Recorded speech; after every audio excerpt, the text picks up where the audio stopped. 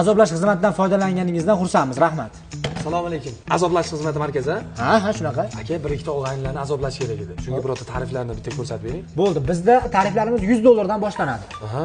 Aka, shu $100lik azoblaydigan odamni jivoyini ko'rsak bo'ladimi? Va hammasi mana shu yerda. Aka, bitta ko'rsating. Ha, yuring. Bitta. Mana. Ha ukola, nima qilyapsan bu yerda? Ishorasini ko'ryapsanmi? Shunda g'ajib yuboraman, yo'qolib qolgin bu yerda.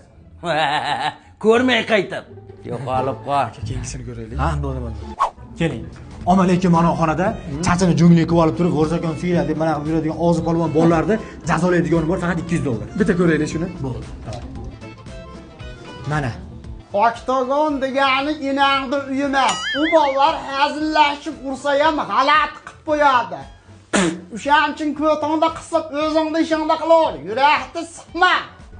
Qani, bo'laveradimi? Aka, yaxshi-yu, lekin shu azoblash xizmatida shunaqangi azoblaydigan odam topib beringki, puldan kuyganda ham, sevgidan kuyganda ham hali unaqa azoblanmagan bo'lsa, pik jarayonda azoblanadigan odam topib bering. Bo'ldi, bor bitta shunaqasi. Sog'lom odamni kasal qiladi, kasalmandni o'ldiraveradigan bor. Vau, ko'raylik. Yuring. Keling.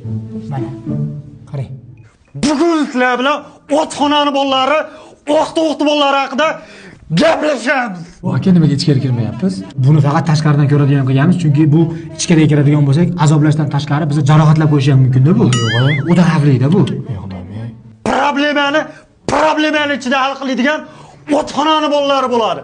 iPhone'dan boshqasini telefon deb bilmaydigan o'qti bolalari bo'ladi. Qalay uka? Aka, azoblaydigan odamlarga gap bo'lishi mumkin emas. Zo'r azoblarga. Lekin shunaqangi bitta azoblaydigan odam ko'rsatingki, yana eng oxirgisi iltimos.